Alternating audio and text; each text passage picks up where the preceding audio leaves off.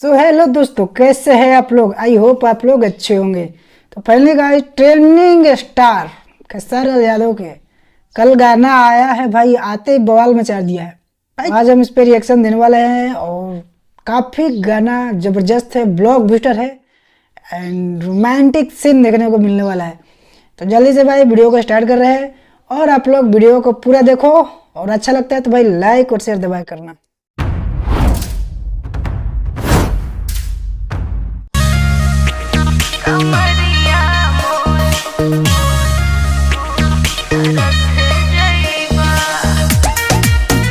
ओहो, म्यूजिक तो मस्त है भाई।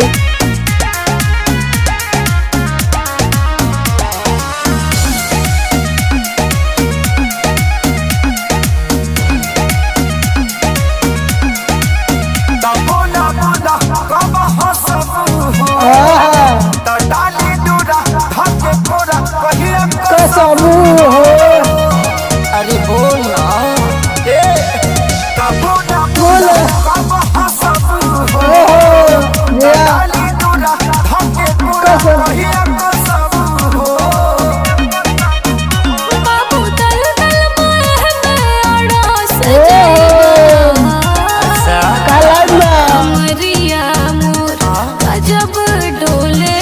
ऐसा बात ओ भाई, गजब डोले डोली तो तरस जाइए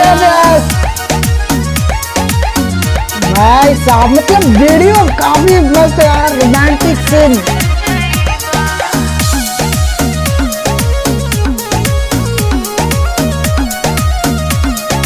यार चलो भाई,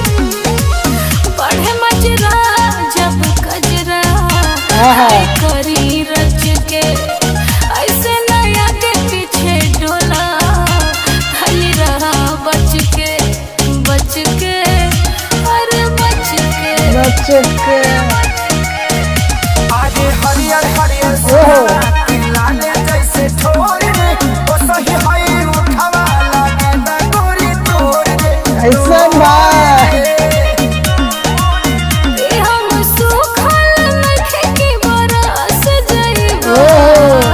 कंट्रोल भाई,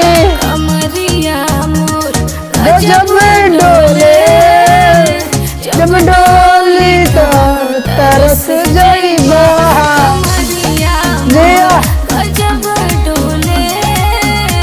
जब डोली तो तरस जाइबा।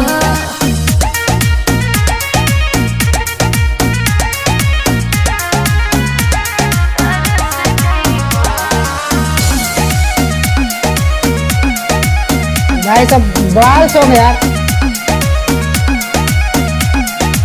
सोना हो तारीफ करतारा ओ कुछ ज्यादा भाई, गानवा से ज्यादा अच्छा वीडियो लगा था खेसारी के बाद भाई सब नौसन बात बका।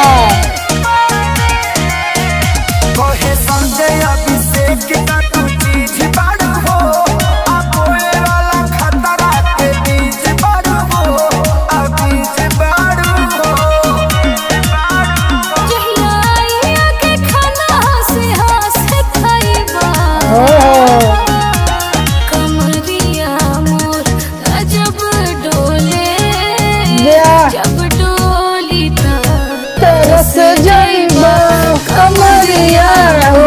गजब डोले जिया जिया लगा रहे में तरस जाइबा। भाई साहब खेसारी लाल के गाना काफी मस्त है, ब्लॉकबस्टर है, फाड़ू सॉन्ग कुछ भी काला भाई। मजा तो भाई भोजपुरी में आवेला। ट्रेंडिंग स्टार के गाना रहल गजब डोले भाई, गजब डोलल लेकिन सबके डुला दिलस, ऐसा गाना रहे। टीसीरीज हमार भोजपुरी चैनल पे रिलीज भइल काल भाई, गाना रिलीज भई रहे और का बवाल मचैलस। 5 मिलियन क्रॉस कैलस व्यू। काफ़ी ज़बरदस्त सॉन्ग है भाई। Singer Khesari Lal Yadav and Priyanka Singh. तो भाई आप लोग तो जानते हैं भाई, प्रियंका सिंह का आवाज़ लाइव से का अभिषेक भोजपुरिया म्यूजिक जय गुरुदेव। तो काफ़ी ज़बरदस्त रहल भाई, अब म्यूजिक ज़बरदस्त रहल, लिरिक्स भी ज़बरदस्त रहल, और सबसे ज़बरदस्त रहल भाई वीडियो में जो सीन रहे भाई, आहा देखे तो मन हरियर हो गए, एकदम गजब के भाई वीडियो में ऐसा सीन रहे भाई, बवाल भाई। और ट्रेंडिंग स्टार के फैन जितना भी बनी जा भाई, वीडियो के ज़्यादा से ज़्यादा शेयर कर जा, पूरा फैला दीजिए भाई, आग लगा दीजिए। और गाना भाई ऐसी तो भाई मिलियन पार कर ले बा, 5 मिलियन हो गए भाई, 10 मिलियन 100 मिलियन पहुँचाई जाए गाना के। तो जाइए भाई लोग, डिस्क्रिप्शन में लिंक बा, वहाँ से जाके गाना के सुनी जा, पूरा एंजॉय करी जा, मजा लीजा गाना के। वीडियो बहुत ज़बरदस्त बा, रोमांटिक सीन बा। कमेंट सेक्शन में जरूर बताइए कि गाना कैसन लागल। और एक जरूरी बात भाई कि कल गाना आई रहे, लेकिन ये ट्रेंडिंग करता 5 नंबर पे, एकदम ट्रेंडिंग स्टार गाना ट्रेंडिंग में बा, तो ऐसे बड़का का हो सकेला। और ज़्यादा से ज़्यादा शेयर कर जाके 1 नंबर पे आ जाए। अभी मिलते हैं नेक्स्ट वीडियो में, बाय बाय।